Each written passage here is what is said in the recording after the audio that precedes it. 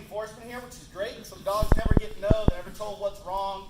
They wait for good behaviors, and they click and say yes. Well, that little clicker is on the table. I'll grab it in a minute. Sam's usually up here helping me. They get the click and they say yes. Well, the dog thinks that's good behavior, marking the exact behavior they do. Us veterans aren't carrying this around, so we just use the word yes. They are dogs, not robots, so we just like walks up to you, let him do it. He'll just say hi. They take those good behavior, they start doing what's called targeting. They just ask the dog to put his nose on your hand. Chief, touch, touch, touch. Yes, that's a good boy. And then we start asking for the dog to do something more laborious, which is a push. Mashing their face into a wall, which is not natural. So they don't really like to do it. I think he does. Chief, push. There you go. That's a good boy. And they wait around for that noise. It has to say something. No, they push it hard enough because we need handicap buttons. So when I was blind, I'm blind every morning. So Chief gets me dressed. I'm blind for about 4 hours in the morning, and I go to bed and I can't see. So in the mornings, I have to leave early. If you next time go to the mall, look for these buttons. They're usually behind a planter or over on a wall. There's no standard area, just standard height. So tell a blind guy where the heck that's at. And then once you push the button, you're on the clock to run back to a door you can't see. So I just send my dog on over to Chief Push. And wherever it's at, yes. Wherever it's on the wall, he'll find it and then come get me. With all the brain surgery, I can't put my head below my heart rapidly. So all of our dogs are trained to pick things up and hand it directly to our hand if they fall on the ground. Eventually, when he feels like doing it, that's a good boy. What you can do with two things. Go get those keys. Yes, that's a good boy. She's been known to pick up quarters or credit cards and anything that actually gets the Oh, you got a kiss? Oh, that was a big one.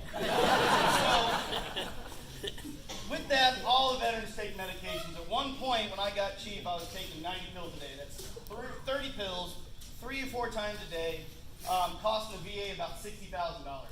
So I got Chief, and within 30 days of that, I take 0 medication except for my Coumadin so I don't get blood clots.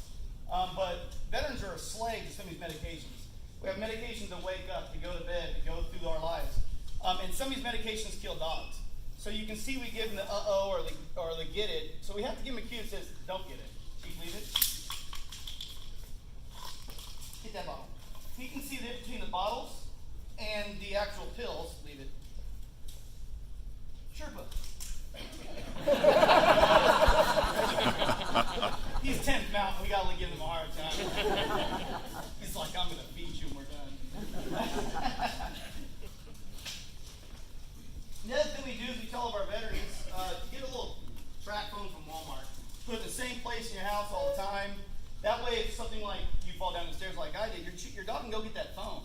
We have a veteran on that wall in the top left who had a stroke. He's in an electronic wheelchair. Older gentleman had a stroke. The dog brought the phone and realized that hand was the side that was affected, so the dog picked it up and put it in the other hand so he can call.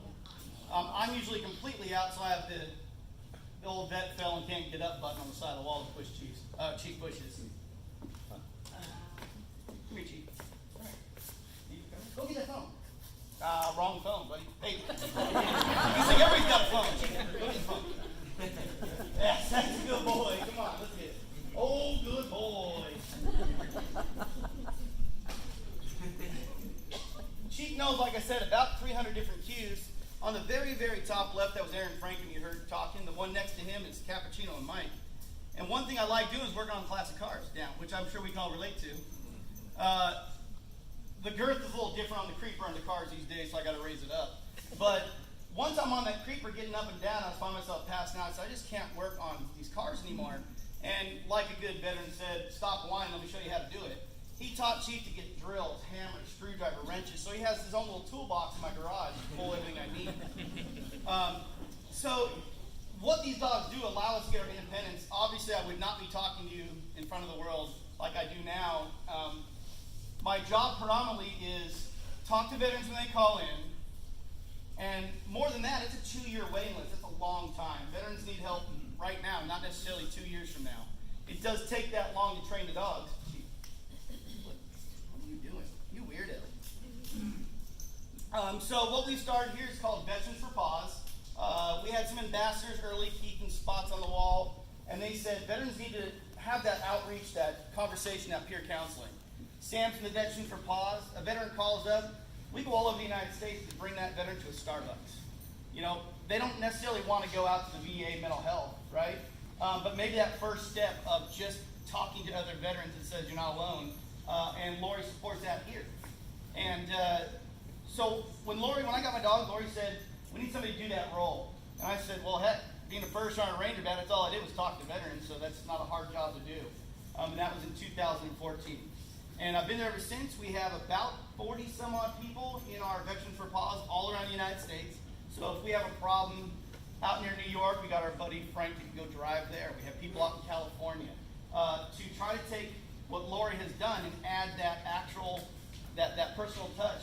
If you walk and do your visit, I have an office over there, and you can open it up, and you see a wall, and I have taken a picture of every veteran on our waiting list because I wasn't a number, and I don't want them to be a number. The VA is extremely good at their medical side. They're just not, they're overwhelmed with the mental health side. It's just too much right now. So we need organizations like Patriot Paws and 22 Kill and Stop Soldier Suicide to fill that gap that the VA is just not equipped to do. I usually ask for a couple questions. You may ask any couple of questions really quickly. I know we only have about 5 minutes left. Yes, sir. Why do you not want people petting the dogs? Is it disease or behavioral change? Sure, yeah, that's one of the best questions. When I am blind, you know, Chief has a tail, right? I was at the movie theater and I was completely blind. The little girl gave him a hug. Well, his little gentle leader, it threw me off balance because I didn't have the equilibrium. He caught me, and his tail got caught in the emergency door, and it docked 10.5 inches. So that's one thing. Obviously, if I didn't tell you I was blind, you probably wouldn't know. Or the 5 brain surgery, the 6 replaced joints.